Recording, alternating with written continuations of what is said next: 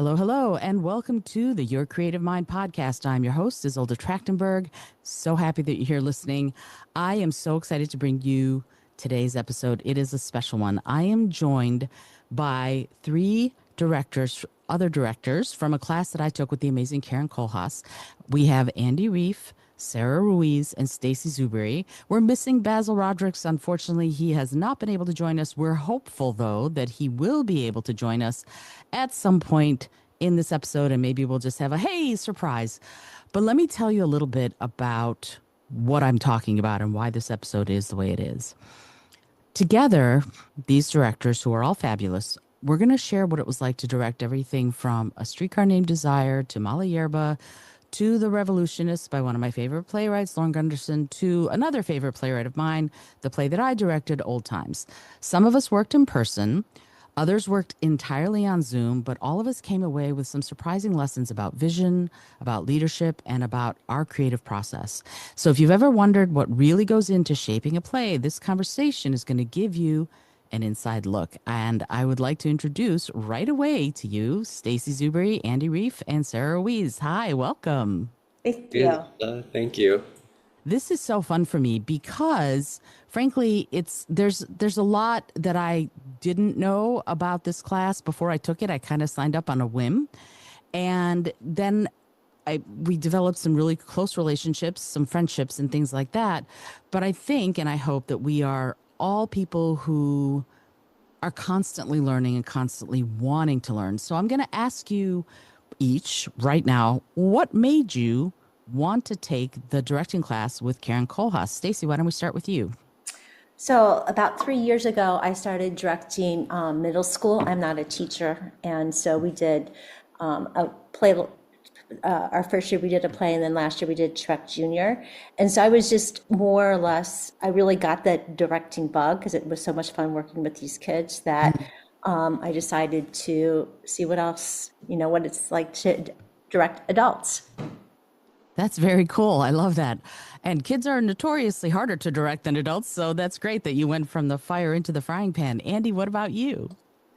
Well, we were talking before we started rolling about how, as creatives, it's really easy to fall into the trap of like between projects getting really anxious and really like, oh my God, what am I doing next? And I think when I feel like I'm not being productive, I then like load my schedule up with so many, I'm always like, let me take another class, let me refine another skill. And I think my directing technique, I've really benefited from learning a lot of different ways to analyze a script, a lot of different ways to direct performance, but I was really looking to refine my instincts for creating staging, and that's something that Karen advertised as being a big part of her class, the cause and effect staging. And so, I don't know, we had an interview, we talked about it. She's also a huge Tennessee Williams fan and scholar, which was a huge draw for me. I wound up working on Streetcar, but I knew that I would get a lot out of it working specifically with her on that material. I'd also seen, I think around the same time that I decided to take the class, the production of A Streetcar Named Desire that Rebecca Frecknell directed at BAM in Brooklyn. And Patsy Farron as Blanche was magnificent, and it just stuck with me and reminded me how much I love that play. I think it might be my favorite straight play. So it just felt like everything aligned, and I had the time, and I don't know, that was me. No, that's fabulous. I love that. Getting inspired because it is something that you're already interested in, but wanting to see different facets of it and seeing it through another person's eyes, particularly a scholar like Karen. That makes all sorts of sense to me, and I love that. What about you, Sara?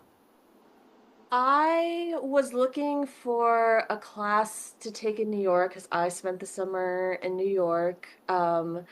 And I had been directing a few things and just really kind of learning from like my peers. I've learned a lot from my friends and just like by doing, but like I'd really only taken one director's class in college, and I was like, I think I began to a point where I'm like, I need to learn from someone else who, uh, someone, um, a little bit more established, which a lot of my friends are very talented and they are already very established. But I was just looking for something a little more like rigorous and like I had really not thrown myself into something like that before. And I was really struggling because I was in New York for sort of a weird amount of time, at least for classes. It seemed like everything was starting right before I got there Mm. or like a few weeks after I was gonna leave. And finally, like, just like, I was like, I just need to find something. And Karen's class popped up on Playbill. And the way that she was talking about the class and like she like this is a lot of work. I was like, I that's exactly what I'm looking for. I need to be busy this summer. And so yeah, same thing. I reached out to Karen and she had told me that I originally I think I got the last spot in the class. Mm. And then but then I think a bunch of people ended up dropping out.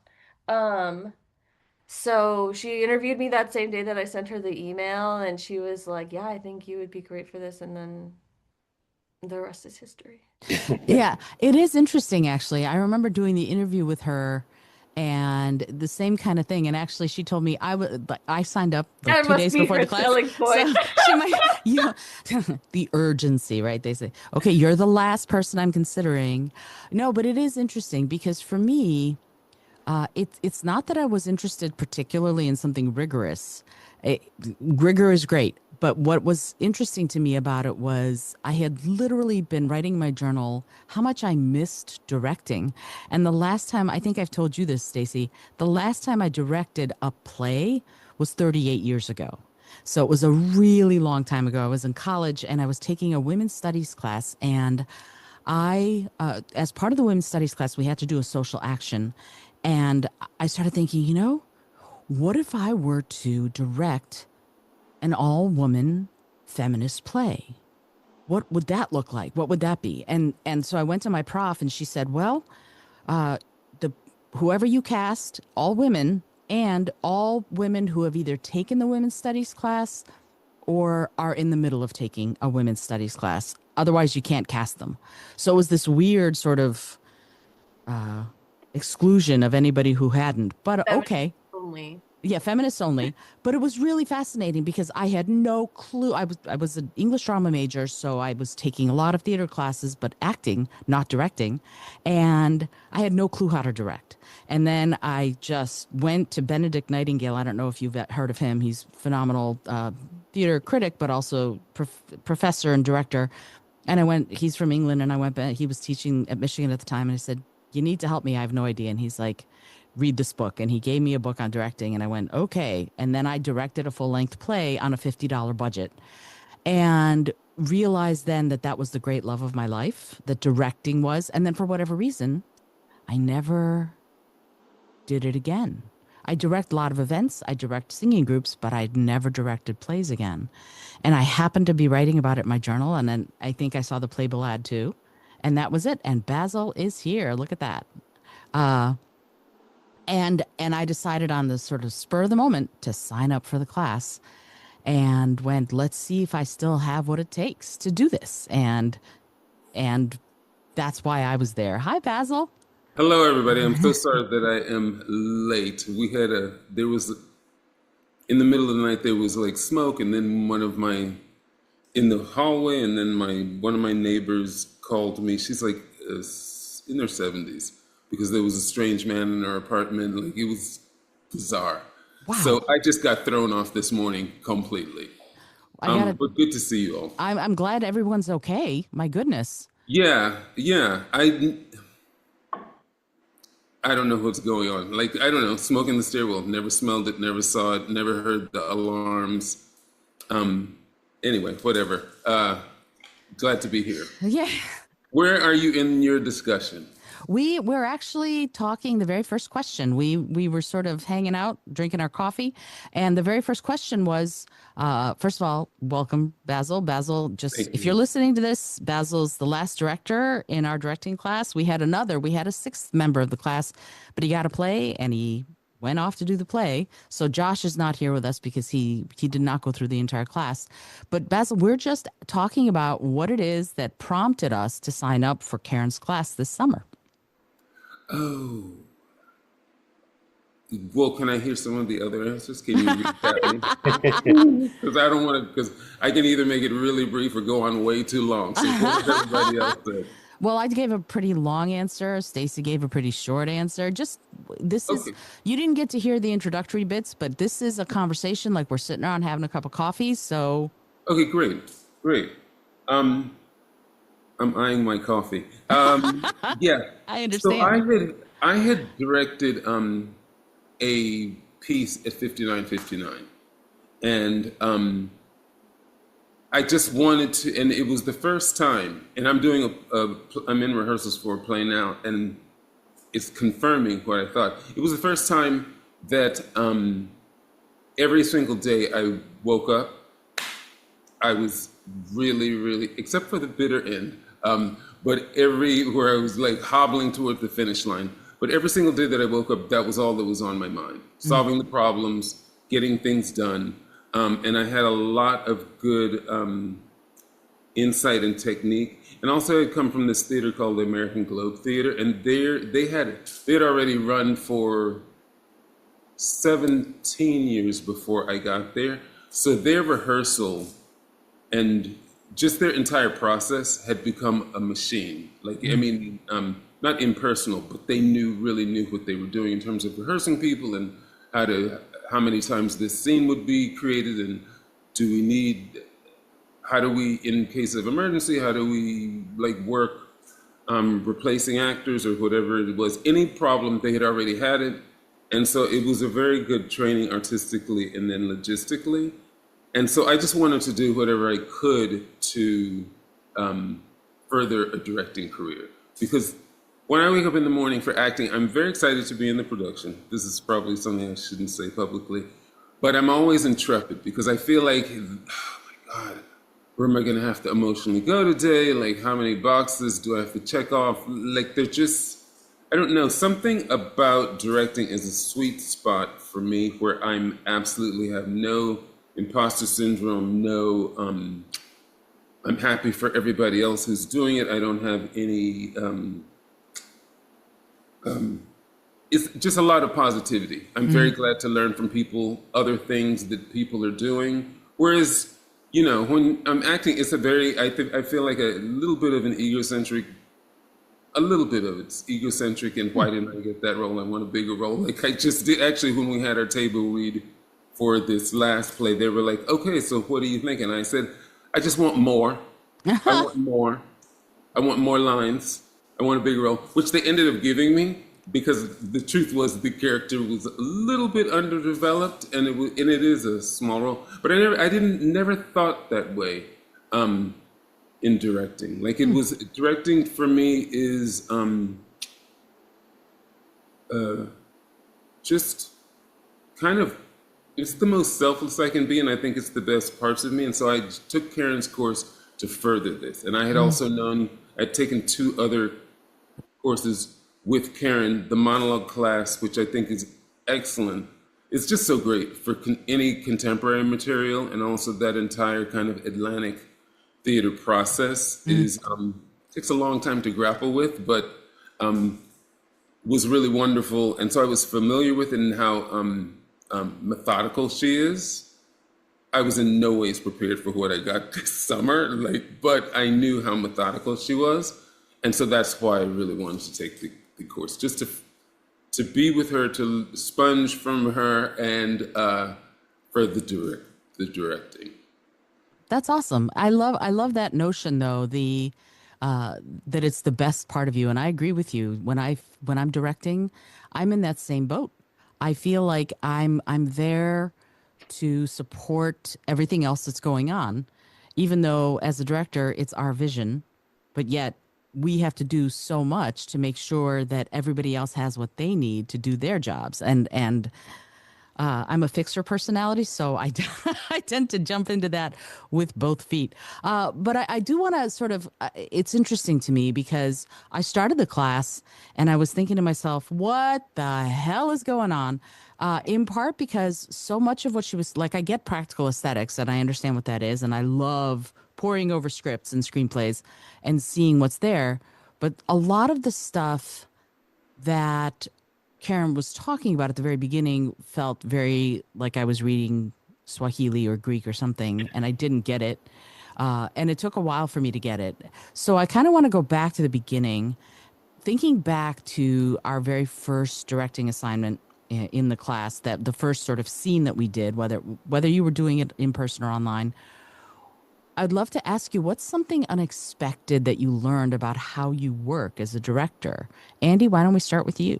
Ooh, okay. So the first scene that I directed was from Thinner Than Water by Melissa Ross, and I had two friends of mine come in, and it was virtual. It was the only time I worked virtually in the whole class. And one of my best friends was playing the female role, and she and I had been working on that script for a while. And I guess we just very slightly differed in our interpretations of the scene or where the character needed to go. And I came in thinking we need to find a compromise. And I know Basil was like, okay, that's not going to fly. And then, of course, Karen was like, that's not going to fly. Compromise is not the thing to strive for here because then you're not going to be happy. And I was very pleasantly surprised when I could just sit back and watch Sinclair, is her name, do the thing that she wanted to do. It showed me a different dimension to the scene that I, not that I didn't think it was possible, but I didn't think I was going to like it, didn't think I was going to be okay with it. And I'm spending a lot of time even now thinking about how the imagined result is always going to be different than the result. And you can't, there's a point where you have to let go and stop. I would never really give an actor a line reading, but you can't shape the performances to such a degree that they're exactly like what you picture in your head, because then you're denying what's happening in front of you. And I thought that was a great moment of not compromising, seeing her perspective and allowing my perception to change, not holding onto the reins so tightly, and not closing off myself from possibilities just because I wanted to shape it in the way that I had decided it needed to be shaped. I mean, we're all control freaks as directors. I don't think, right? Karen has said as much. I Agreed. don't think I am someone who like holds up, because I'm an actor too. I don't hold on to the reins so tightly that I don't allow for differences of opinion. I try to foster really welcoming rehearsal spaces and spaces where people can feel like they can share ideas and try and succeed or not succeed. But that was a great opportunity to kind of, I don't know, allow for differences of opinion to lead way to something else, rather than saying, oh yeah, sure, I'll be like the benevolent leader who lets you try that thing because I know you're going to fail, and then we'll go back to doing it my way. You know what I mean? Right, right. Absolutely. Yeah, it is interesting that that notion of what our preconceived notions are versus what we end up seeing the actors find, or the stage, like Karen asked us to stage in our minds or create something where here's the set design. And I remember when we were talking to Walt Spangler, for example, he directed a wonderful production. He designed the set for a wonderful production of Old Times at the Shakespeare Theater, directed by Michael Kahn, and it was all white. And he was talking about them. Oh yeah, I saw that production. I still lived in DC at the time. And it was so different than the set I had envisioned. And I started second guessing myself, and I kind of had to go, no, no, trust yourself. It's okay. Explore, be curious, and see what happens. And it was very interesting. So your point is well made, Andy. Sarah, what about you? What are your thoughts on this? I ended up working on Zoom the whole time, but at the start of the class, I thought I was going to do some Zoom and in-person stuff. So I remember walking into the first project I ended up doing, Super Witch by Jen Silverman.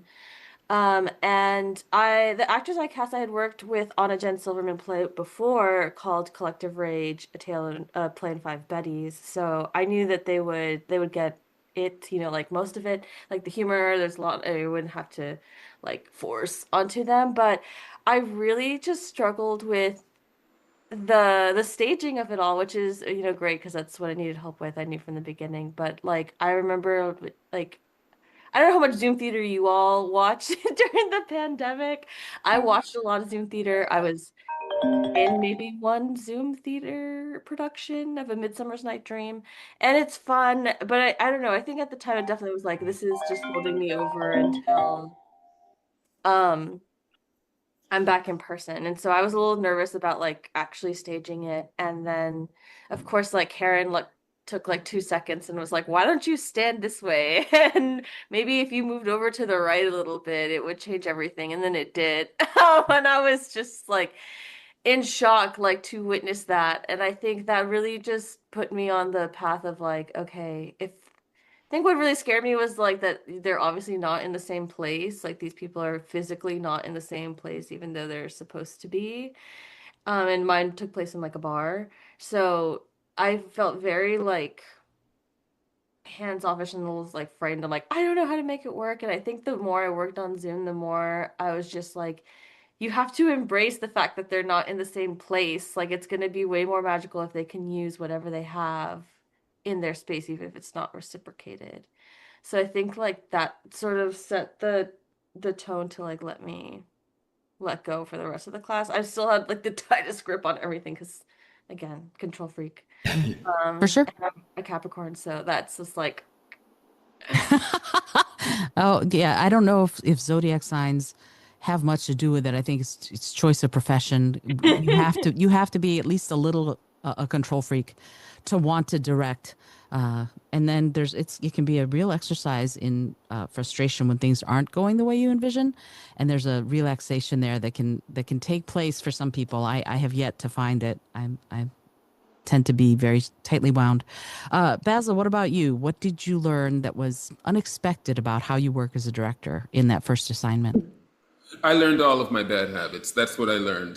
That's what I learned. I learned cutting people off too quickly.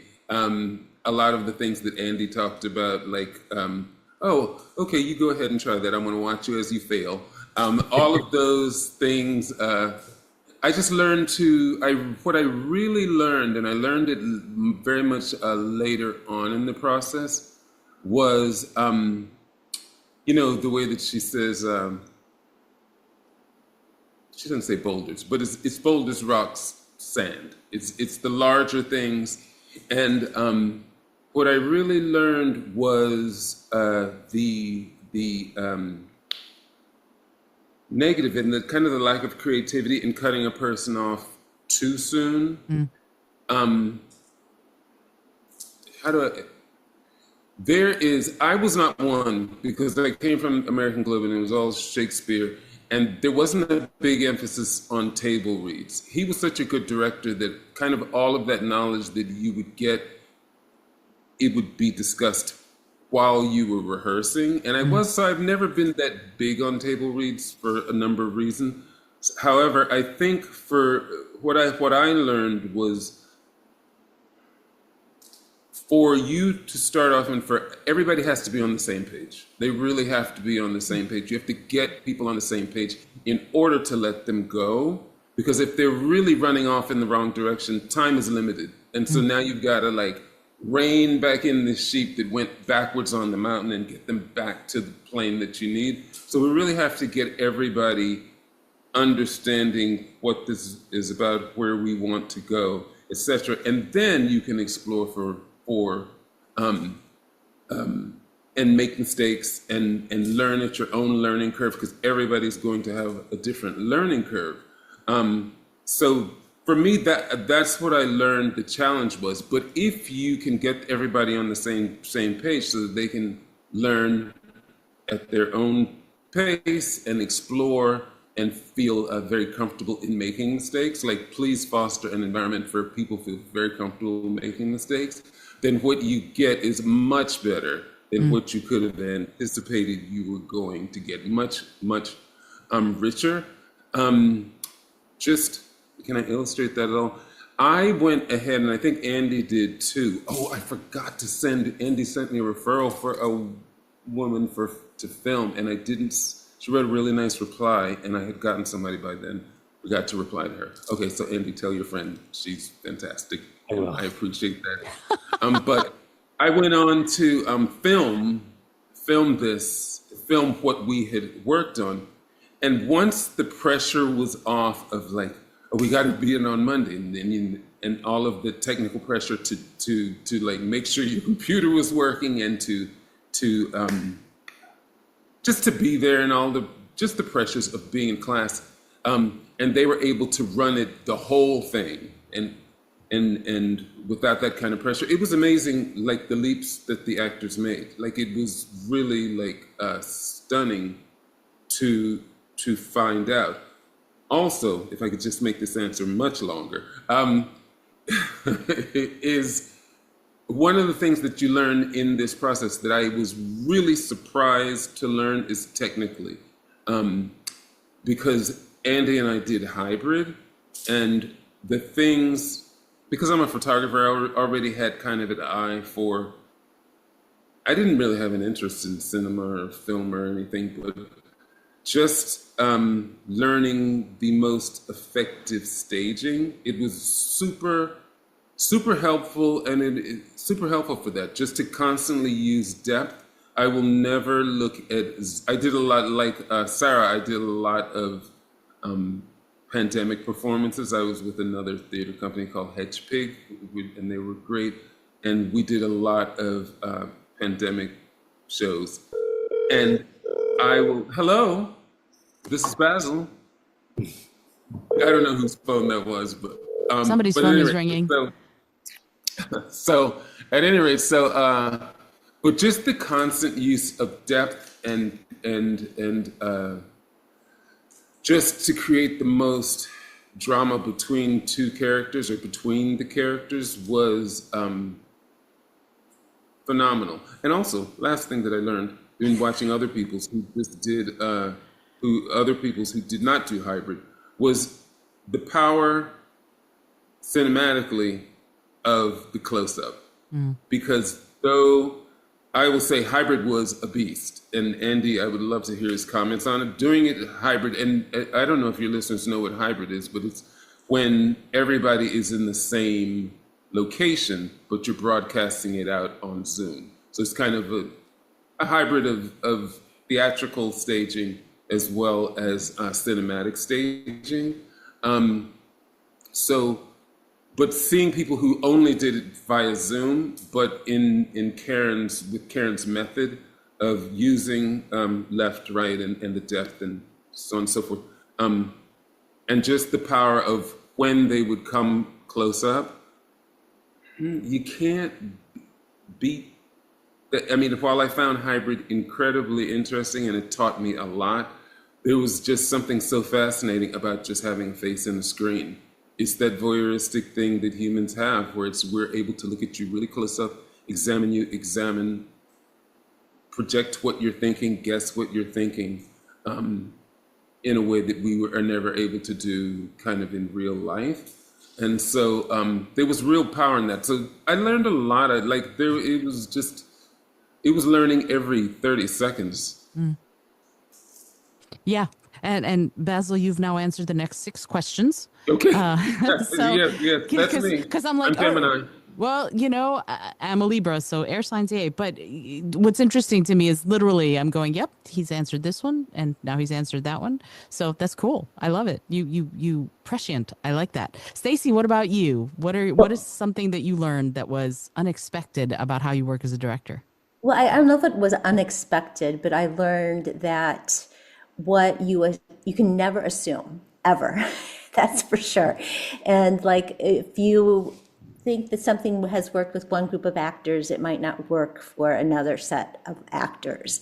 So you have to have, first of all, you have to be super organized. I realized that, I always felt like I was pretty organized, but you have to be even more organized than organized for this to take place. And you have to have so many bags of tricks up your sleeve, because if you are trying to have an actor maybe think about it, they might not understand what you're saying, so you might have to come up with another analogy. I think I need to have so many more analogies, because I do think that is a way that actors really resonate with, is to hear an analogy, and then that might make them think different. But you definitely have to have a lot of tricks up your sleeve, because what works with one person might not work with another. And so that's super important. Because my very first meeting, I did Night Mother by Martian Werman, and I had my whole agenda, and I was excited, and I was just ready to go. And I decided to warm up, which I think is so important. And I thought, oh, we'll just do this cute little warm up. And the one person, very experienced actor, I think she looked like, oh my God, you lost your marbles for warming up for this. And so it was very interesting. I thought this was going to be fun and this fun little activity that we're going to share. And, not everybody's going to think what your fun is going to be their fun. So it's important to be able to just navigate, read the room and see what they're wanting to work on that particular day. I think it's very important to be able to see what they're needing at that point in time. Yeah, I agree with you, and I analogize all the time in anything I do. I'm always talking about analogies, but it is interesting to me that and warming up, I'm 150% behind you. I think absolutely warming up is because it's a team building thing. We become a team when we are all doing, even if it feels silly, doing something that we all do together brings us together. So my answer to this question, and I'm answering these questions as I put them to you, is I decided to do my own play for our first assignment, and whoa, did I learn a lot about that part. But what was interesting is because I wrote it, I sort of had a set idea about what it should be like or could be like. And what I learned was stay flexible, Izolda, because the actors brought so much more depth than even I thought. Because I wrote the darn thing, I figure I should know what. And no, no, no, no. They went deeper, farther than I could have imagined. And the big thing for me was to let go of my preconceived notions and stay very curious. And just whenever they wanted to explore, just go explore that. Let's see what happens. And just getting into that headspace of, okay, Catherine, you wanna try it? Let's try it. Let's see what happens. And I said that probably 30 times in every rehearsal, just because I did have this preconceived notion what it should be like because I wrote the darn thing, and I had to let go of that. I had to release it without any guilt, and also without any anger isn't quite the right word, ownership. I had to let go of my ownership of the play that I'd written and look at it like someone else's play so that we could all get curious about how it could be. And that changed everything for me in directing that piece, which, as I mentioned earlier, I don't think you were here for that, Basil, was the first piece that I'd actually directed in 38 years. So it was a few years between the last directing in college and today, and this summer. So I'm loving your answers, and I want to dig into something about this class that made me go cross-eyed, frankly. It just, what? And that was theme. Karen had us dig into theme in a new way. Oh my God. And I did more drama crit and lit crit than you could shake a stick at in college. I was an English drama major, and I had professors who were just gonna just beat criticism into us and analysis into us. And then Karen came in with theme, and it felt like I was lost for weeks. I did not know what to do. And I was the day of feverishly typing in what I thought it might be. And I remember in the first time she's had us, I went, oh, I did this totally wrong. I did not do the assignment you assigned at all because I was completely wrong. So I want to ask you all about theme, the way Karen teaches it, and what you took away from the exercise of doing it that way. And how did it shape the choices that you made for the play you were directing? Sarah, why don't we start with you? I also struggled with it. I think it's interesting because it's not like a traditional, the way that she has it in the packet is like not a traditional like sentence structure. So I think that takes like 10 years for you to be like, okay, this is not what I'm used to writing. And then you can finally sort of let go and discover. Mm. But everything, I think like, and that's like kind of like the really hard part I think about a lot of directing is like things like when you hear them when they're explained to you make sense, but when you try to formulate it yourself, you're like staring at a blank wall. Like I really don't know what to do and if it fits in the thing. I remember I was really scared of it and I was like, I just have to sit down and write something and send it to Karen because I think also like in this process I was very much just like you're here to learn, like you are here to make a mistake. Just this is why you paid to take this class. Like, you want her opinion. So I had to very much like let go and just like, so I just like wrote, like word vomited what I think it was, and I sent it to her. And I just told her, I was like, I'm having a hard time because I don't know like the structure of it, or like how to like make sure it's like right. And she was read, and she was like, "This is awesome! Like, this is it." And I was just like, that was helpful, but it also wasn't, because I still didn't know like how to like duplicate How it. to do it on purpose. Yes, how to do it on purpose. Yeah. But I think I that seems kind of like the beauty of the theme is like, now that you sort of lived in the sauce of the play that you're doing, like what does it make you feel? And I think it's really powerful. What made me want to keep getting better at is like when she was saying like this is what allows you to do whatever you want in the play, like as long as you can back it up, in the text, but like this is what is gonna make your whatever you're doing more special, because it's like, what is the themes that are clawing and begging to be like looked at by you. And so I think after I kind of understood that a little bit more, I was able to dig and find things. And I think it's also interesting. I feel like maybe if we had learned theme first before the event, Mm. that might have helped a little bit, because I remember she said like this will help you pick up words for your event. I think also like I just realized this during taking this class, like the lack of words that I know, or the words that I pretend to know Mm. and don't really know the definitions of, which seems so silly, I think, especially to admit. Like I think I was probably the youngest in the class, but 27 is still a big age to learn like what goading really means. But like it changes your life when you Google and you like, oh, these are the physical words that to know what this means. And I think like I don't know if I really grasped the theme by the end of it, but I think if anything, it is like just set me on the next track to like understand it post class, and like Mm. just understand, it sounds silly, but words more, just to take the time to be like, this is what they actually mean, and this is how they can help you in your scene, in your play, and whatever.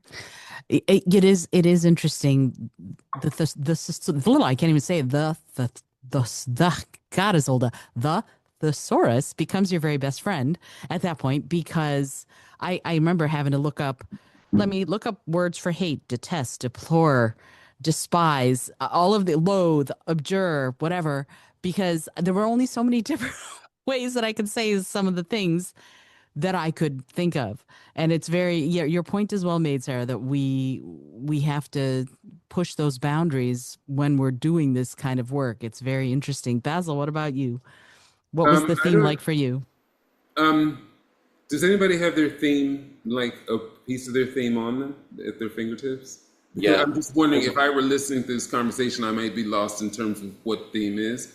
I wanted to say, first of all, and I told Karen in the feedback, the thing that was so challenging about her class is that there are themes like, I mean, there are terms like themes, objectives, plot summary, that you think you know, but you don't fucking know Right. Karen, what Karen means by that. And it really takes some real studying to learn the nuance that she's talking about. And so, in terms of theme, just so people will know, is that you come up with these, would you say, I don't know, anybody else jump in, please, adjectives, this descriptives for this part of your, for each part of your play, or each part of what it is that you are presenting. And as you're directing, you should see this. So I pulled up like one of mine, and I can't even, this is like reading, like when I go back and I read my high school Spanish, and I'm like, I can't believe I ever knew all this stuff. I can't even believe I wrote this. So at the very end for mine, because I did Sweet Bird of Youth, the character Chance wants the princess to make a phone call to Hollywood on his behalf. And this princess learns that she has had this amazing comeback and she doesn't need him anymore.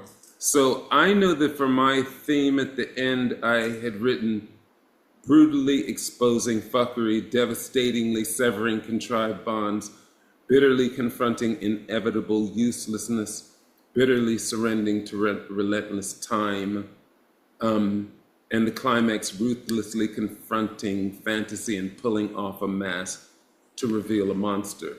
So coming up with that took obviously like weeks to learn even to come up with that, but those are the things that Karen says when you come up with this. These are the things that you want to see in your final presentation, in your production.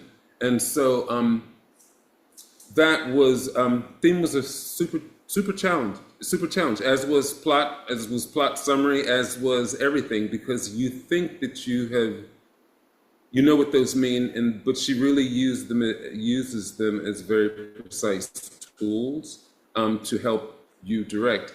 And it's just, I would say that Stacy was saying, you have to have all this.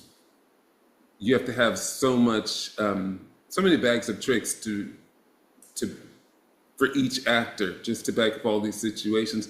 By the time you've thought through and are able to present your theme, you could talk about your subject till the cows come home. You can back up anything. You can have a very, very collaborative conversation with someone with a completely different point of view. And so it was hard. It takes a lot of background work to come to that point. But for me, it was very useful. And I hope my description makes sense to anybody who knows Tennessee Williams' Sweet Bird of Youth, that last scene where they're fighting over the phone. Did I answer your question? Again, you answered the next 4, so that's great. Okay, excellent. It's very interesting to me because I wrote up a list of like 15 questions of the things that I wanted to talk about, and literally I'm having to jump around because you all are addressing the things that I was going to ask ahead of time. And it is interesting to me that the thing that I learned about theme, and I will get to you, Stacy, and you, Andy, on this, but the thing that I learned was that any stage manager or any AD or anybody like that, after the director's left the production, should be able to look at what you've written and make sure that it's still that in the production.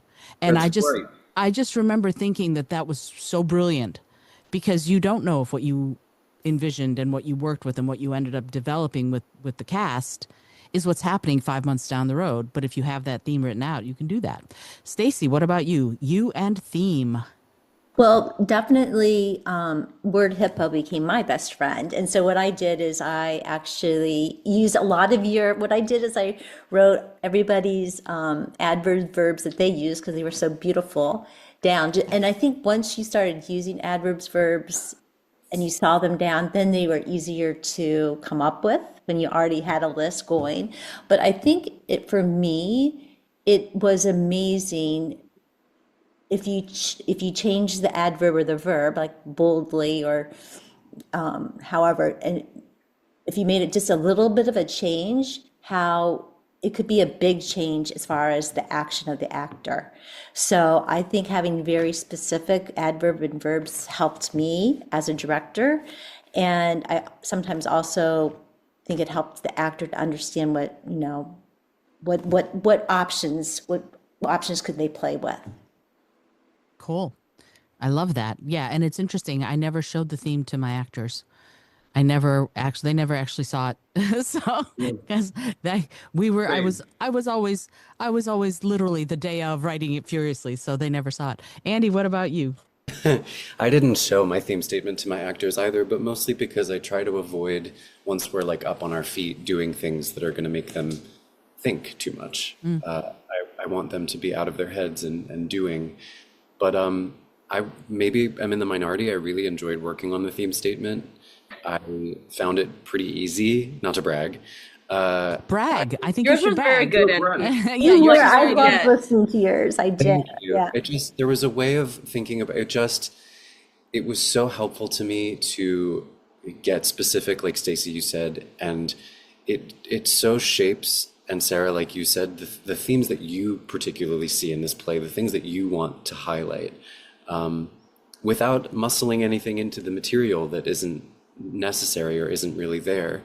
I had so much fun looking at it. I remember the first one I did was much more concise because I felt safer and more comfortable doing a version of it that was rich and used a lot of big words, but also just sort of felt like I felt like expanding it too much just made it too complicated. And Karen encouraged me to go so much deeper and add so much more. And I actually have my final theme statement sitting here in front of me, and I'm looking at it and I can read it and think, yeah, that is the way that I see A Streetcar Named Desire by Tennessee Williams. That's the version of the story that I feel strongly about telling. And when I read these adverbs and verbs, those are the characters the way I see them. And getting specific, and I think Karen also encouraged us not to be repetitive, both in our event and in our theme statement, which I thought was great and really helpful and challenging. It makes each moment vital on stage in the scene play. It makes each thing essential and necessary. Like, I don't know, and there are so many different ways to read a character like Stanley Kowalski or Blanche Dubois, but reading this theme statement here, I don't know, I just see the versions of these people that I want to show my audience. So I found it really useful. I am interested in doing it again. I haven't used it since, and I've worked on a couple of projects since our class, but now looking at it, I think, sure, I'll definitely go back to this. I think it provides a nice structure. Yeah, I am not trying to insult the process at all. I really am not. I just found it challenging. It has nothing to do with whether or not it's useful, but it is interesting to me. I'm a writer, and writers are told adverbs are bad. So it was very difficult for me to go, I have all of these adverbs I can play. This feels really awkward to me. And I remember, some of you will know who Andrew Lippa is. I went to high school with Andrew, and I remember my friend Amy and I and Andrew were all in the same composition class, and we got this assignment to take this paragraph, and we had to both paraphrase and précis the paragraph. If you don't know what paraphrase is, sort of tell it in almost the same words, and précis is give a gist of what was said. And so Andrew at the time was working at the Oak Park Library, and Amy and I went to the Oak Park Library to do our assignment. And we're sitting there for like 3.5 hours. And Andrew's he's working, so he's shelving books. And Amy and I are just tearing our hair out trying to do this. And finally he passes. He's like, "What is going on with you two?" And, "Oh, we're doing Miss Pomerantz's horrible assignment on paraphrase and précis. It's suffering." And he's like, "Oh, took me like 3 minutes," and it did. And he's a wordsmith, and he writes music and lyrics to Broadway shows and da-da-da-da. So for him, it was this very easy assignment, kind of like for you, Andy, that you got it, it clicked. And for me, I was tearing my hair out, and I don't have that much to begin with. So it's really interesting that as directors, some things and I'm not questioning the value of it, but some things you can grasp relatively easily, and some are just going to be beating your hands bloody as you try and figure it out. But I think the path to that, looking at theme and opening myself up to use the adverbs freely and be okay with it, was something that was important to me as a director, but also actually as a writer. I kind of want to bring the adverbs back because I love them, and we don't often get a chance to actually use them the way I want to. All right, so moving on. This is a question that's a tough one, and maybe it won't be tough for you. Maybe it will. I don't know. But something that I was thinking about was when in the rehearsal process is sort of the moment that things just feel like they are not landing. They're not clicking. You're not having an easy time of either getting your point across, or in the exploration process, something is just not working. And I sort of want to ask, did you have that in either of the things that we did, the longer one or the shorter one? And if so, can you share that and how you found your way through it? How did you solve that problem when things were just not working the way that you perhaps envisioned them working? Basil, why don't we start with you? Okay, so this kind of involves a part of the answers that I previously given. I found, this is my guess, and this is my guess, is that number one, a lot of times when things weren't working, it was my fault, because I really was trying to pushing the big rocks, the stones, and the sand all at one time. What does she say? Will somebody jump in? What does she actually say? I think you got it right. I think it was boulders, rocks, sand. Oh, Yeah. boulders, rock, sand. Okay, because my current director says skeleton, muscle, skin. Yeah. So it was really me pushing things all through, trying to push things through at once. And so a lot of things that arise that when they don't, things start not to work, really tend to be on the technical side, not from the emotional or understanding or conveying things, because I do believe very much in the adverbs and the verbs, and which only got reinforced and expanded this summer with her techniques. But it's a lot of technical stuff. The other thing were things. So what I was going to say was, one was my fault because I'm trying to push everything in at once, and I see you doing something wrong, and it's because we haven't taken the time to make sure that we're really starting on a solid foundation, on the same page of understanding this. So the way that I would kind of fix that would really be to just let the actors go and start to feel comfortable, and then just remember, we're just trying to get a shape to this. I'm not fine, I will address getting them on the same page and truly getting an understanding of these motivations later, but let's get the shape. The other thing that was very frustrating, which would then become my fault as the director, is becoming frustrated because my guess is, if you have 6 people, 2 are okay at blocking, 2 just look at you blankly, and 2 are really good. It really 1 out of 6, 1 out of 8 is just like a blocking wizard, just totally gets it. Oh, when they say that I shouldn't really hear that, so I'm going to turn my head over here. I'm going to move. They understand how to release. They understand when they need to go downstage. And that is, fine, but that's what you have to deal with. And so the thing that I learned much later on is to paper block, at what she calls paper block. If you all remember, she said, "Oh, Basil, why don't you take some salt and pepper shakers and just before each scene, just work out where people are." And while I did not do that, I did chart it. I did, just make circles with X's and O's and initials on each circle to see where people were. And that was vital. So part of, for me, just of doing it was taking the places that I would get tense, I would get tense when we waste time, and just making sure that those things didn't happen. So one is just to make sure that if this is in the beginning, that all you're trying to get is the shape and get the boulders in. And then 2 is to be prepared for where actors get hung up a lot, which is on the technical, is blocking.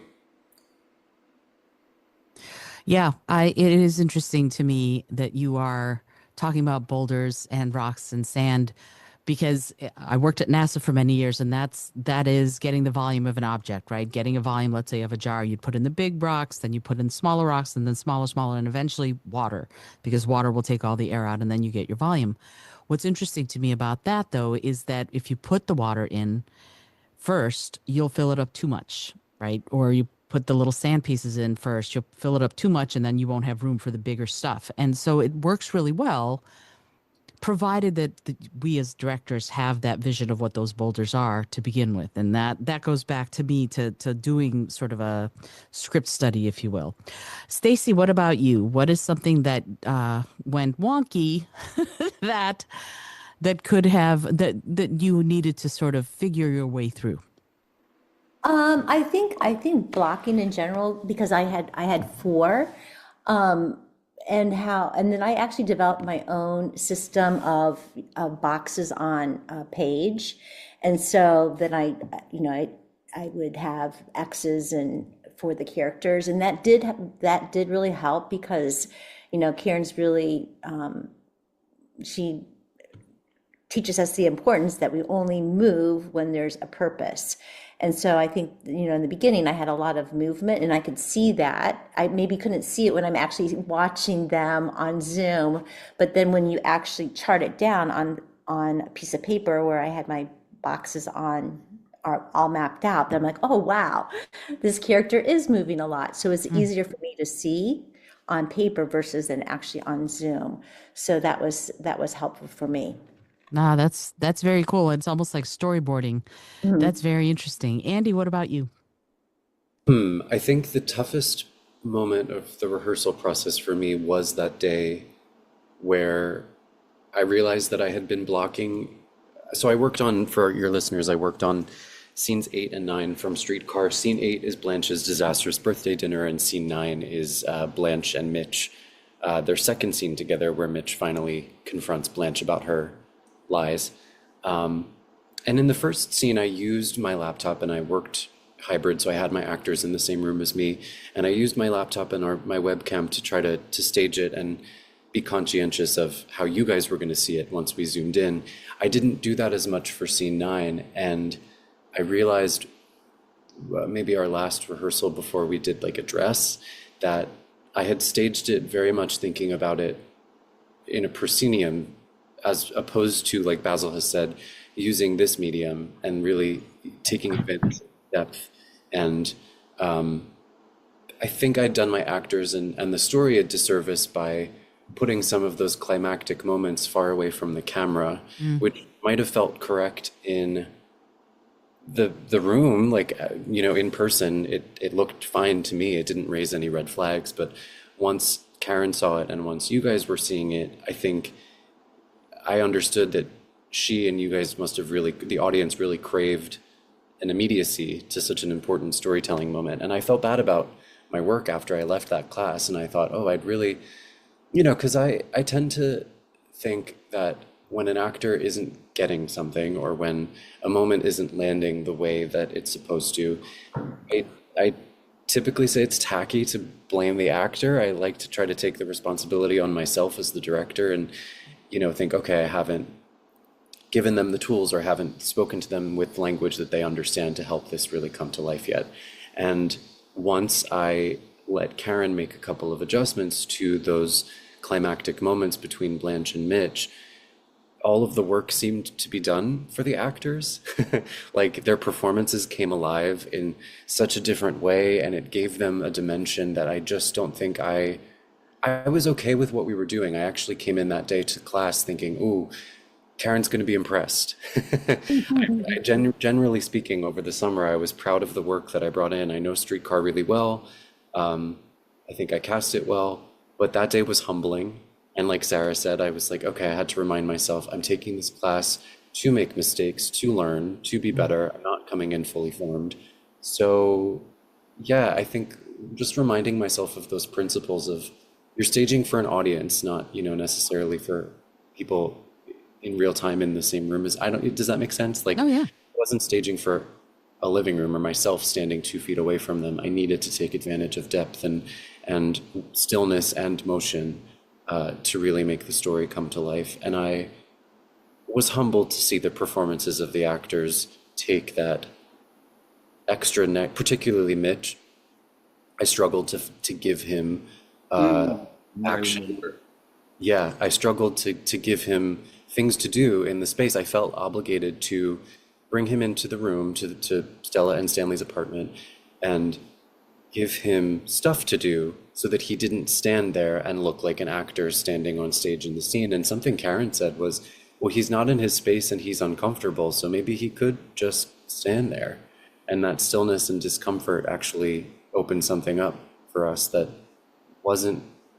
I was trying to maybe avoid before, to try to give the actor an easier time. I think I actually was making his job harder.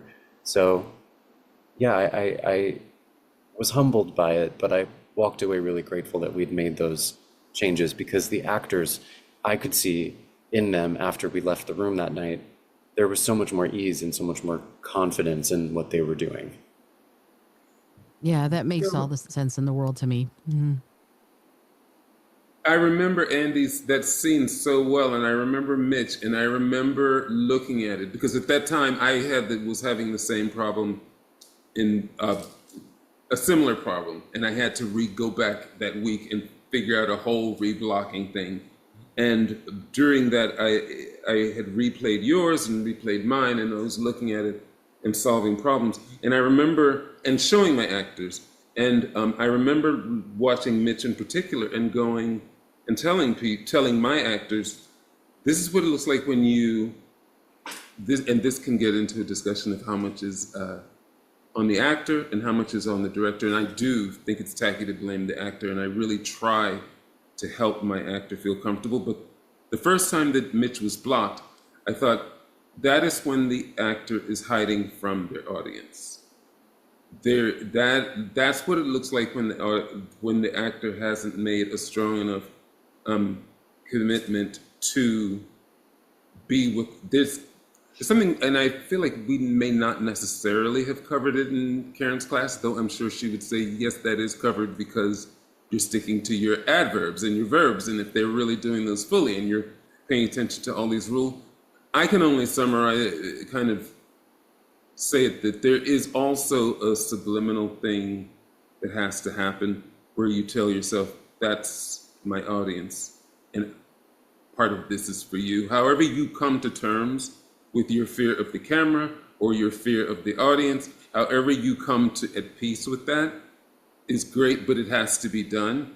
And that first time, I guess in conjunction with you not being satisfied with the blocking, or maybe like me, you made an error in bringing them to the camera so that action could be delivered. It came across as hiding from the camera because everything was kind of a little turned away. And then once, I'm just reliving your scene, because once that all of that was corrected, I was like, oh my God, that scene is fucking great. That was just great. So anyway, so I guess that whole discussion, the point of that really is how important the blocking is. And also, I don't know what anybody else has to say about, if just getting your actors as a director to be comfortable and to be comfortable with the camera, to be comfortable with the audience. That's something that I feel like a lot of people ignore it, and I feel like that is a big part of what's going to happen. Yeah. Of production, of presentation, of acting.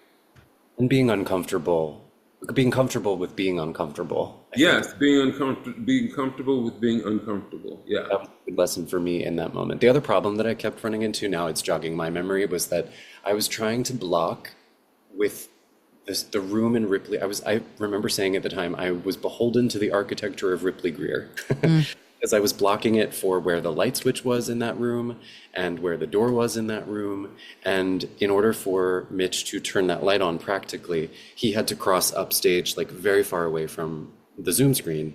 And so he was, at that whole moment, that whole climactic moment, I think I remember staging that Blanche would run downstage, but they were so far away from each other and from the thing. So once I was able to like shake that obligation that we needed to use the space as it really existed, and I could be maybe more imaginative, that also helped a lot to change. And that's another one of those things that you kind of think like, why didn't I think of that before? Why did I, you need someone else from outside to go, hello, there's so many more things you can do here. You don't have to, it's like, why didn't I think of that? Why didn't I use my imagination? But I guess when you're in it the way that we were over the summer, and it's so involved and so much work, and so, I felt like I was constantly in Ripley Greer. Whether you wanted to be or not. You were. It's easy to forget, certain obvious things. Yeah, Anyway. but it is interesting to me that this could go off the rails, and I don't want it to, because I think, Sarah, you haven't answered this question yet, but I do want to say that we don't know what we don't know. Yeah. So we can second guess ourselves into eternity, but we don't know what we don't know. So Sarah, how about you? What are your thoughts about things that didn't land, and how did you deal with them? Yeah, I think I'm a big believer. I'm like, if something's not happening, I'm like, I gotta look in the mirror. Like, what is happening here? And I think I got really lucky in that the wonderful ladies who were in my production of Mala Hierba, like I think I also like they were really great, period. And I think one of my strengths as a director is I'm pretty good at like cultivating a community of like um just like thought and expression. Like I know Karen's like at some point you had to be like you're the director and like this is where the line is. But in that time before the line shows up, I really enjoy playing with everybody. I think I've done a lot of devising, which I think helps with that. Like I really enjoy like just hearing what everybody has to say and like I got lucky in that my actors, did their homework and like did and like could bring things to the table. So like the biggest thing I think for me was towards the end of the process. I was also in the middle of trying to like move back to LA from New York. So I was like buying tickets and packing and life things and um I also came to or Karen came to the realization for me that like I was already at like 30 minutes at like what we had done and I was like, but how can this end? Like and I was working the last scene with Yuya and Liliana, who are two characters in Maliarba for those who don't know. Um, but between Liliana, who is like, rich girl, married to a narcos dealer, and Yuya is her like trusty secondhand maid and like BFF and kind of like mother figure for her. But there's this last scene that I wanted to end on where they sort of reflect on all the craziness that has already happened and like Yuya kind of gives her like a big slap of reality. And it was just gonna go way too long. I had like w 5 more pages, like where all the other characters come back, and I was like, and it sucks. It's so fun that I wanted everybody to see, but it's like everyone hates sitting through something that's just a little too long. So I was like, I know I have to cap it. And at first I was like, I'm just gonna cut it at this point.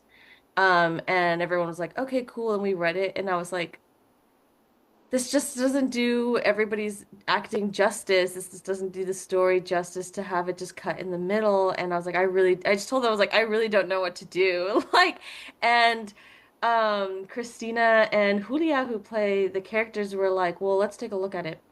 And they came up with the cut that ends up in the that we ended up with, and they were just like, I think this will showcase their relationship the best. And like we cut things around and we started later on, and it just really worked. And I remember thinking like 5 minutes after rehearsal ended, I was like, man, like I should have came up with that myself. And I was like, but then I was like, you know what? No, like who cares? Who cares? Like the people you brought on A knew their again like did their homework. They know the stakes for each of their characters. Then they and not only for each of their characters but for their relationships to each other to find an ending that I think really like did everything I wanted it to do, did everybody justice, did the whole arc justice, did the actors justice. So I think it's just like being being a control freak, but being so in control that you know when to let go.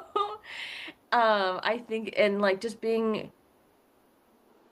able to trust your actors and not only trust them because like, but also like in the way trusting yourself because you brought on these people for a reason and letting their genius and their expertise show when it's necessary, when you're at your wit's end. And like, even sometimes, like, I'm always like, I like watching actors try things even though I think it's not gonna work because I think like there is something in there, whether it's like gonna end up in the final piece or not. But I think like continuously trying to get people to think about the piece and like in ways that where you're not the director just like gossiping about characters. Like they can sort of do it themselves or like find out why things aren't working.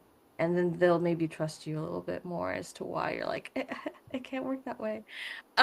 Because I probably also thought of it that way too, and I was like, no. But I think just like the trusting them and like realizing that the beautiful part of theater being it takes a village. You need the village sometimes. I think that's so true in most of life, right? A lot of stuff just Without a lighting designer, you're standing on a dark stage. Without your actors, you can direct all over the place, but you've got no one to actually say the words or do the actions. You're sort of screwed.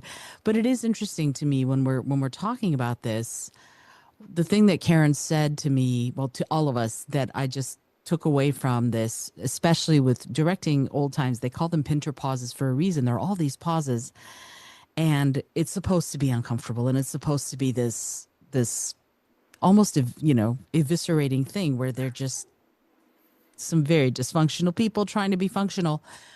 But I remember her saying very clearly, as far as blocking and as far as what lands and what doesn't, she said, if you have more than one person moving on stage at the exact same time, we don't know whose moment it is. And that just went kaboom to me, because I had been trying to get the actors in a Pinter play to do too much, which is ridiculous because it's Pinter and they don't do much. So, but I had been trying to, and I kind of went, oh, okay, let's see what that means. And then I ended up asking them, only do when you can't help but do that. That's the only time I want you to do something. Do less, do less, do less. Only do something when it's just imperative. And it changed everything, just looking at it from that perspective. And I mean, my actors were amazing. They inhabited those characters brilliantly, and they were also willing to do that. They were willing to play, which I just loved. And despite the fact, and this is another thing that it's not an issue that wasn't landing. It was, frankly, we're all really busy. And for me, one of the biggest issues was rehearsals, not because they didn't want to, but because they had radically different schedules. And some people have day jobs, some people work evenings. And so I found that was one of the issues. And for me personally, I want to be directing shows where people are getting paid so they don't have to have day jobs so that they can focus, but that's not where we are.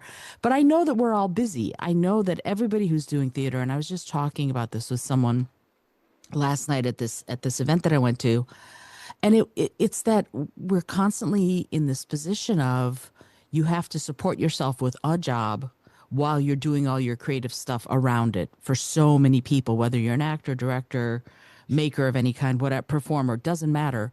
Most of us have some kind of day job, and then we try to fit our creativity, our other purpose around the thing that pays our rent.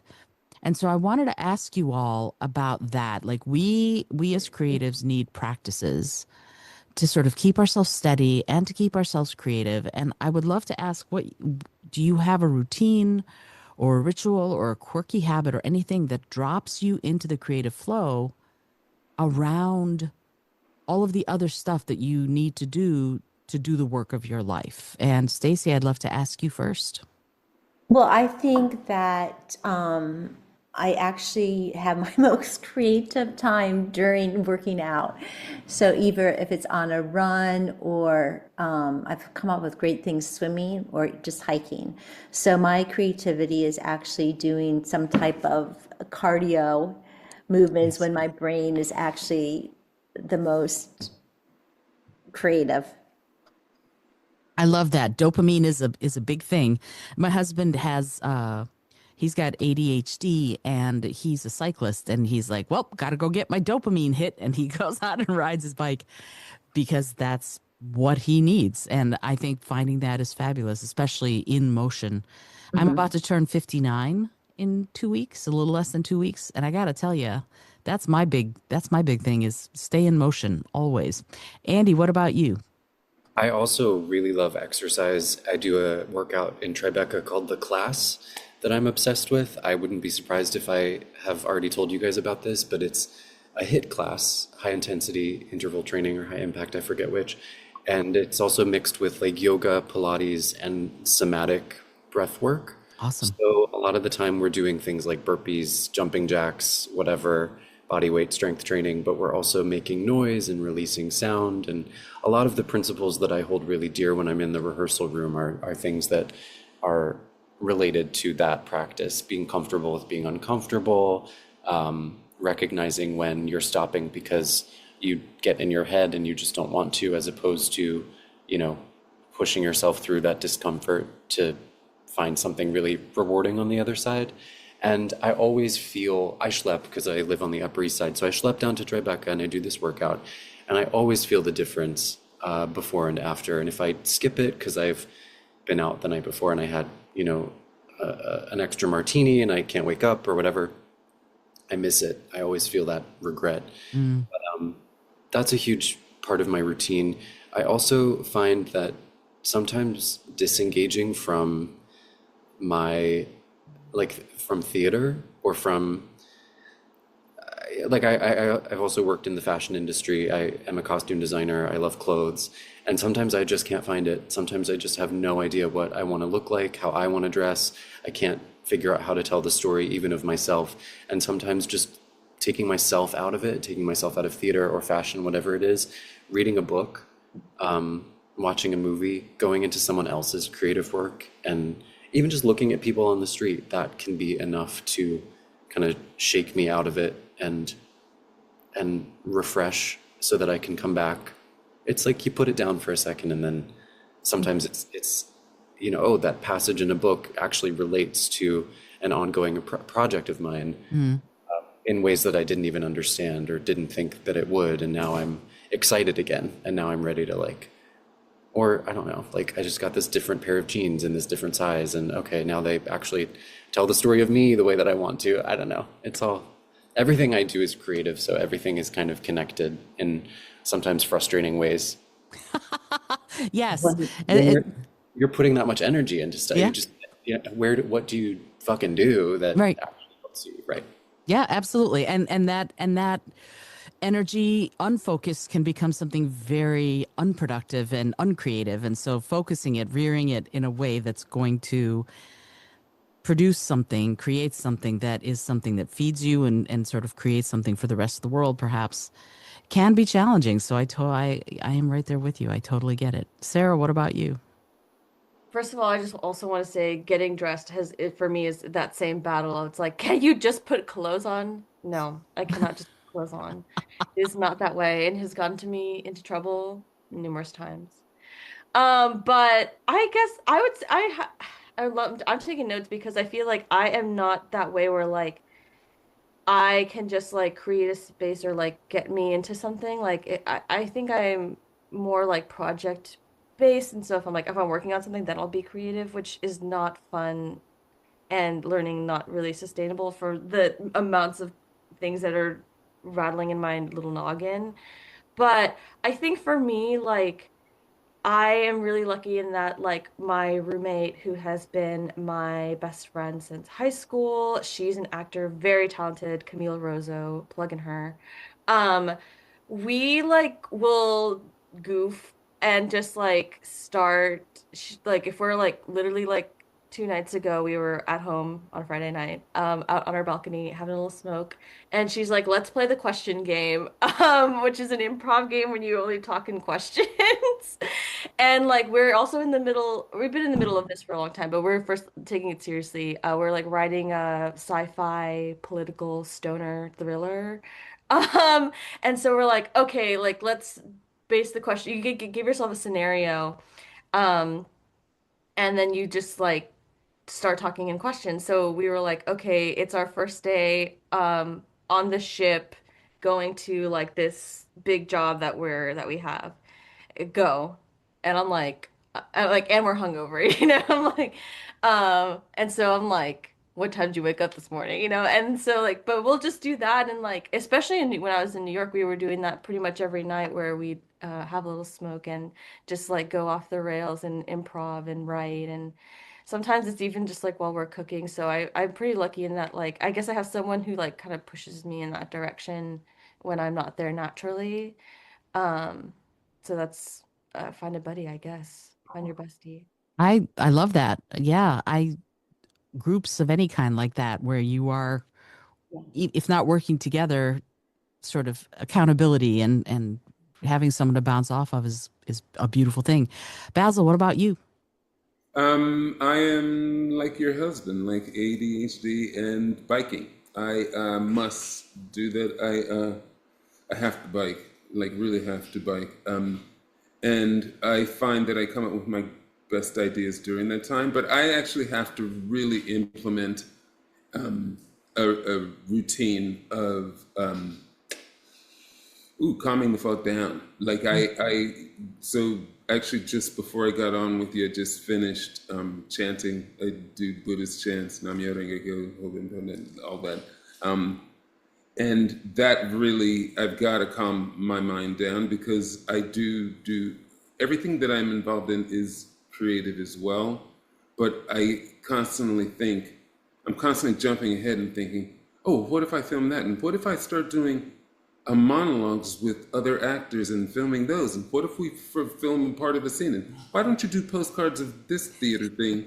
And just constant, like, a swirl of creative thoughts. It's just, it's too many. And in order to really function, I have to take myself back to left foot, right foot, left foot, right foot.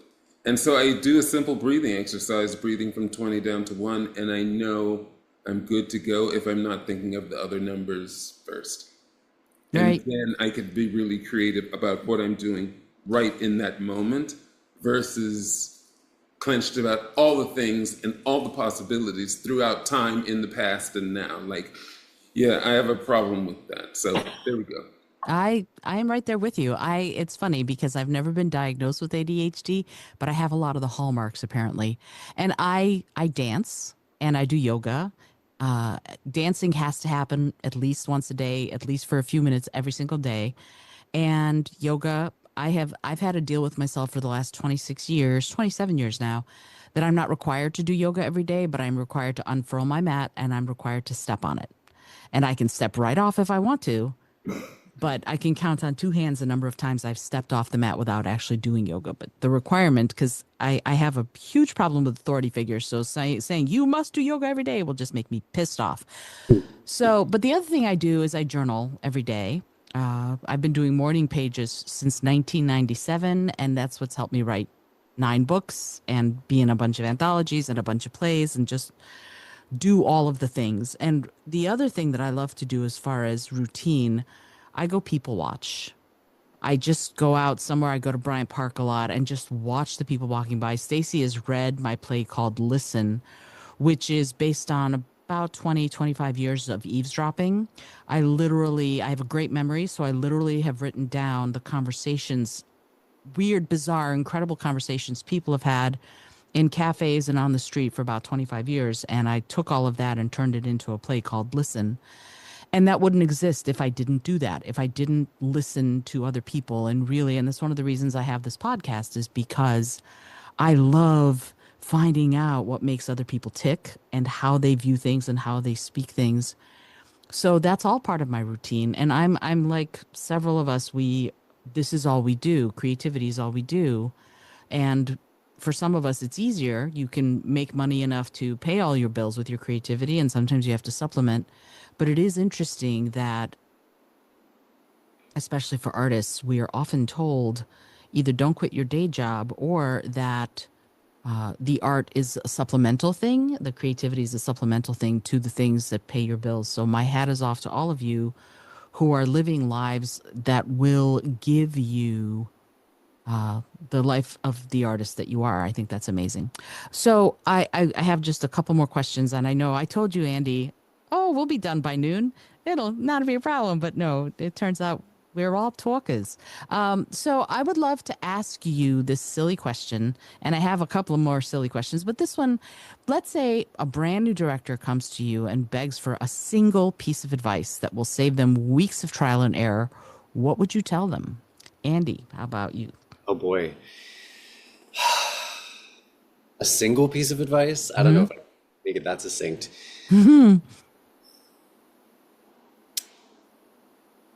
There are two things that really jump out at me. I would say, it feels like a no-brainer, but do your homework. Analyze the shit out of the play.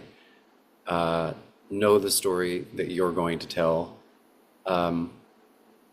And cast it really well. Maybe that's even more important, is to kind of make sure the casting is aligned with your vision for the play.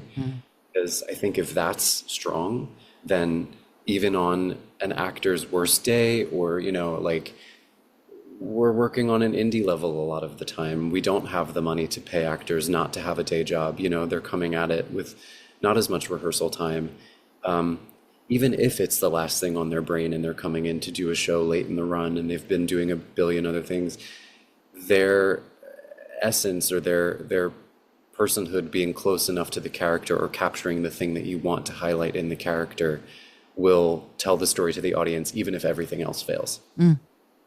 Yeah, I'm right. I was very lucky with my cast in that way. I saw who they were immediately, and it was a no-brainer to cast them. Sarah, what about you? One piece of advice to a brand new director. I would say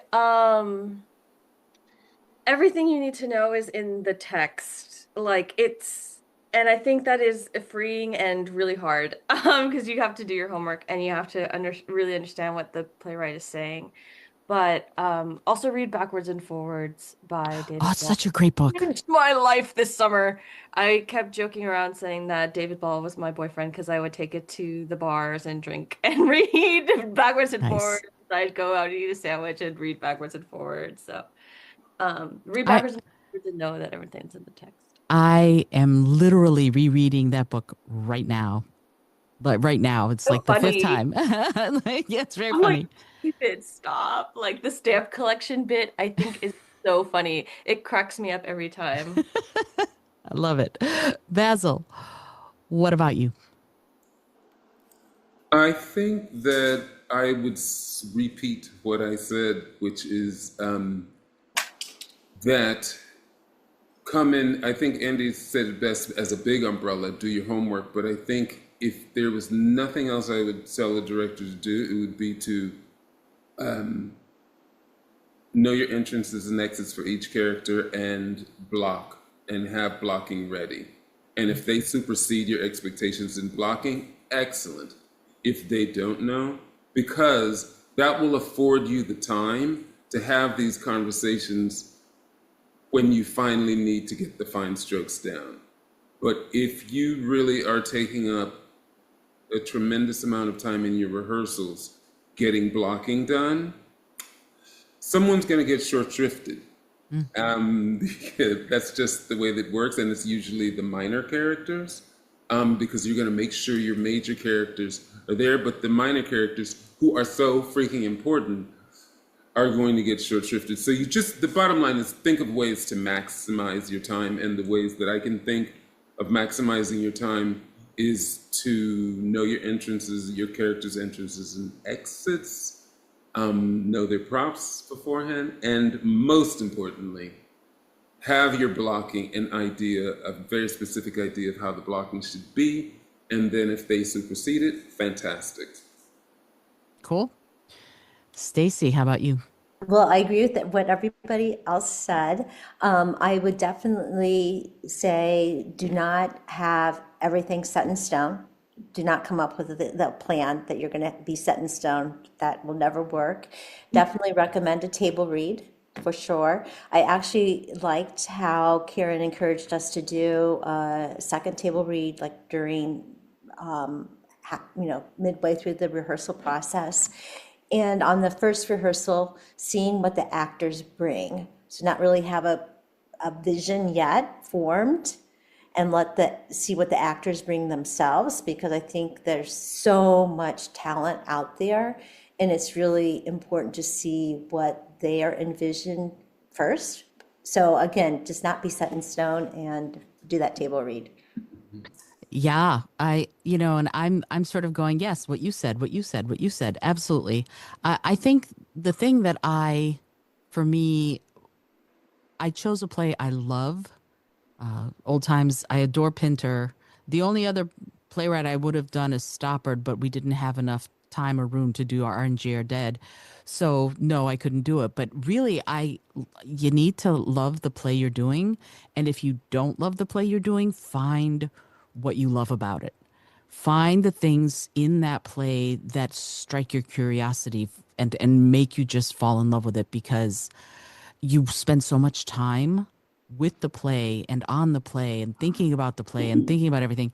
You gotta love it. You have to figure out what about it you love. In my mind, That's critical because it's going to take up so much of your time and then you'll move on, but you do have to do that. All right, cool. So, this is fabulous. Again, I could keep you around forever and ever. I'm in.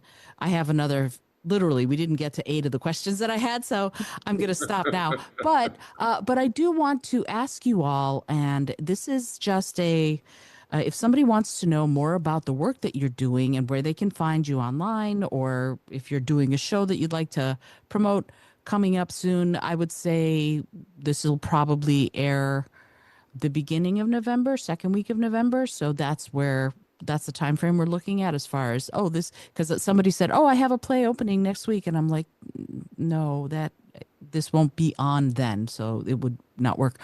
So if you could, where can somebody find you if they want to know more about who you are and the work you're doing? Stacy, why don't we start with you? Well, I'm easy. I'm just my name, Stacy Zuberi. You can find me on Facebook with that, and then Instagram it's backwards, so it's actually Zuberi Stacy. That's easy. Ta-da! And Andy, what about you? Likewise, my Instagram is my name. It's Andy Reiff, ANDYREIFF, like Frank. And my passion project that I've been working on, my most important directing work, is my production of Cabaret, which I'm wearing my merch for. This is my logo. I know listeners can't see, but that's something I direct, and I star as Sally Bowles in that. We have an Instagram account where you can follow the progress of that. That is Prairie Oyster Club. It's in my Instagram bio. And we aim to start fundraising for that in earnest now that the Broadway production of Cabaret has closed by the time this episode comes out. So keep your eyes peeled and support trans artists in theater. Awesome. I love that. And Cabaret closing and a different look at Cabaret opening is going to be really cool. I think that to me, there's something so special about looking at shows from different perspectives. I can't wait to see it. That's awesome. And when you have the fundraising links or whatever, let me know, send them to me, and I will update the show notes so that if somebody wants to donate and be part of the process with you, they can do that. Sarah. So my Instagram is Cowgirl Sarah, but girl spelled the Riot Girl way with 2 R's. So Cow GRRL Sarah, no H. And you can also follow my production company, which is sanasana.productions. But we're Sanasana Productions. We have our if this movie ever gets made, just kidding. Hopefully by November it will be done. But we just shot our first short film. I'm also working on, if anyone is in the California area, I've been co-directing the fall production at California State University Channel Islands. We're doing Everybody by Brandon Jacob Jenkins, which is a crazy show if anyone is familiar with it. But that opens the second and third week of November. So if anyone's in the area, I would love for you to come see it. Awesome. And these links will be all in the show notes as my brain, in addition to the bios and the headshots of the people that I've been talking to so that you can see who they are, in addition to following them on social. Basil, what about you, your socials and or your website? Okay, so my socials, you can find me on Facebook at Basil Rodericks, BasilRodericks. I do post shows and so on and so forth there. Also, my email is basilrodericks@gmail. You can email me there to get on a mailing list. By the time my Instagram is also Face It Photo. Photo is spelled the Spanish way, FACEITFOTO. And so I'm on Instagram there, and that's pretty much all I can keep up with. I have a website of my own, basilrodericks.com, which is here and there, maybe up, maybe down. But by the time people hear this, I will have closed. My role is Claude in Second Murderer with Soho Shakes, which is going to be at the Flea, and then I go into workshop reading with Robin Rice on a new play, but I don't know, so go to Facebook and find out what that is. But mainly, I go underground to put together the filming that we did of Karen's class. So yeah, I filmed all of it. The first day a crew filmed it, and the second day I filmed it. And I'm just really looking forward to editing that. It's going to take me a long time, but I'm going to go underground to get that done, so I don't have further projects outside of working with Robin Rice, the playwright. I'm working with her again. I'm not. The future's wide open. Put it that way. Cool.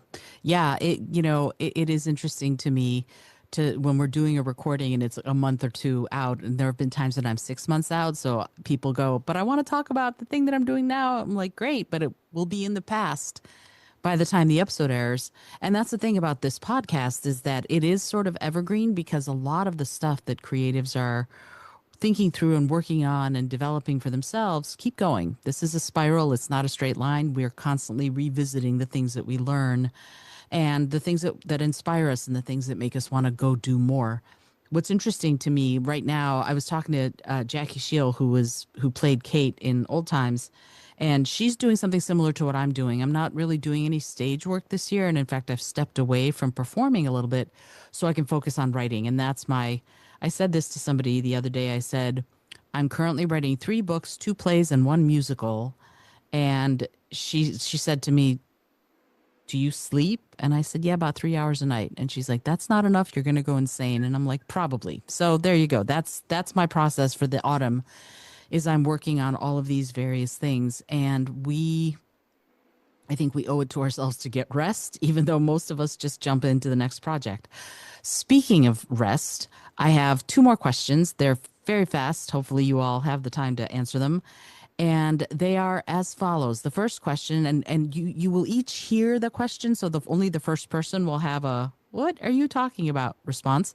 And Andy, I'm going to start with you. The first question is, if you hadn't, no, that's not the question. Hold on. The first question is, Bing, that I love that came up, that somebody binged, and I'm like, perfect. That was lovely, because my brain fried a little bit. The question is, what is it that gets you up in the morning? And I don't mean an alarm. Oh.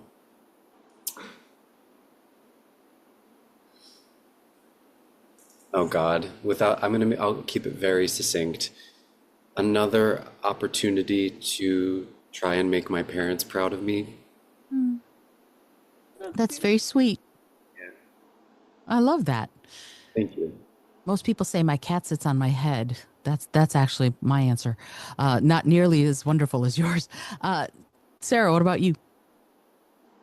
I would just say, I guess, interacting with other people, like people we talk about people watching. I work at a university, so working with the youth is beautiful. And also just getting to wear a fun outfit. I need to talk to you both, because I don't have fun outfits. My outfits are very practical. Yeah, I don't even call them outfits. They're like a shirt and pants. I need outfits. I need help. All right, Basil, what about you? What is it that gets you up in the morning? And I'm not talking about an alarm. Yeah, it will become, and it's slowly becoming, my character Cloud, because what I really love about stage is, for me, and I think for anybody, that life becomes so vivid, more vivid than my real life. And so it's slowly becoming there as more details about him in this play, Second Murderer. But for now, the thing that gets me up is literally politics.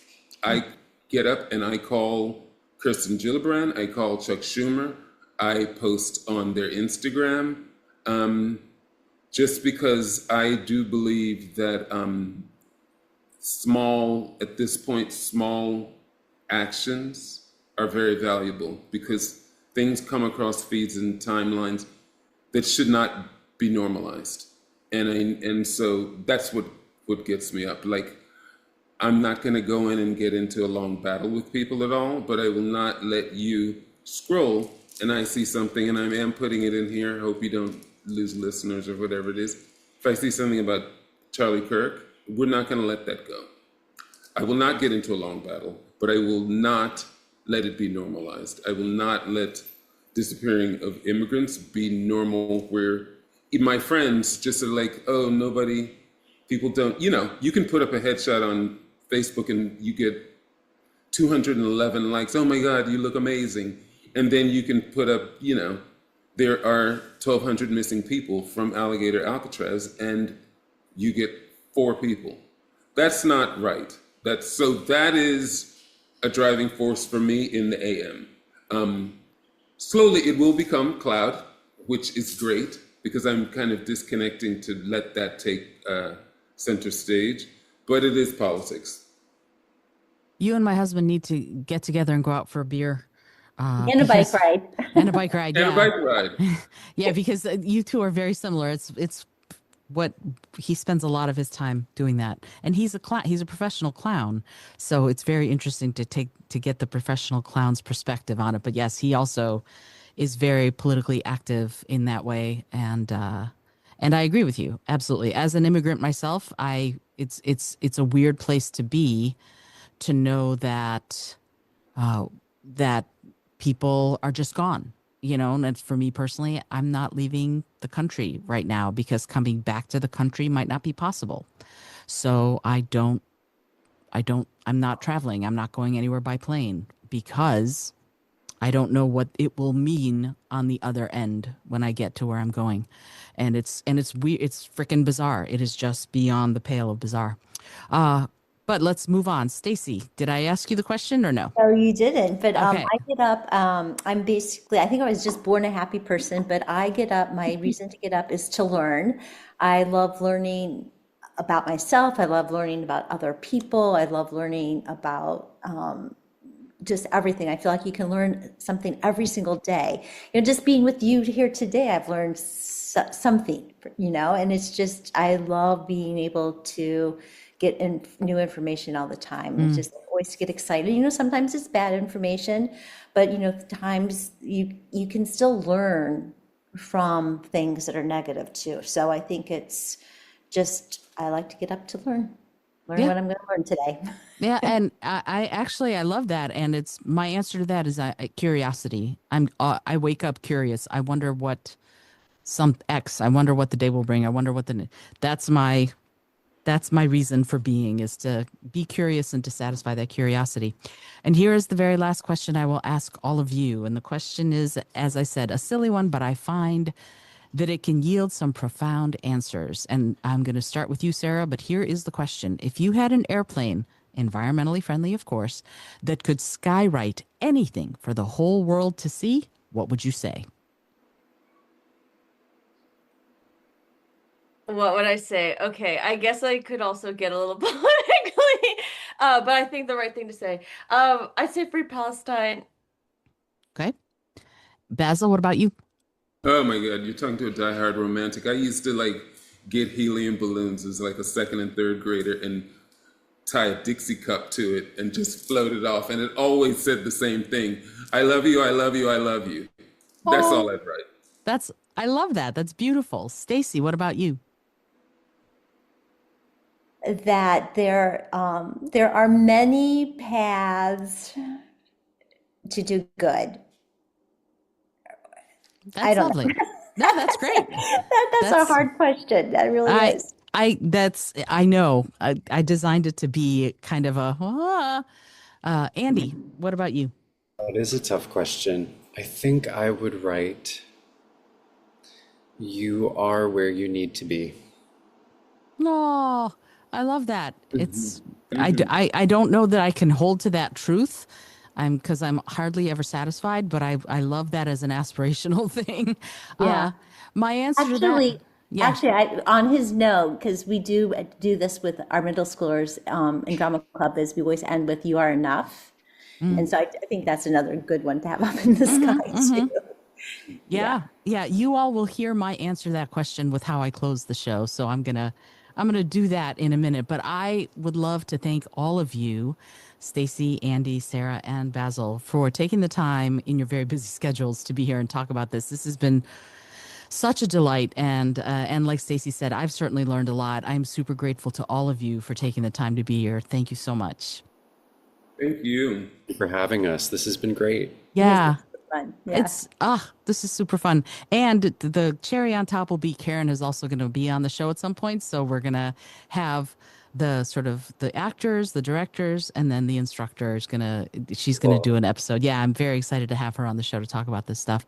So if you're listening to this, the big thing that you need to remember is that you need to find Stacy and Andy and Sarah and Basil, find them on social, follow them. You know that if you're listening to this, chances are you either are creative or you love creativity. Follow these folks, find out the work they're doing. It's really cool work, I can tell you. Fabulous, fabulous work, fabulous creativity coming out from these wonderful 4 people. And follow, as I said, follow them. And if you have questions, you know how to get in touch with me. I'm always here. I'm always ready to answer or help you research. Until next time, this is Izolda Trakhtenberg for the Your Creative Mind podcast, reminding you to be curious, to be creative, and most of all, be kind.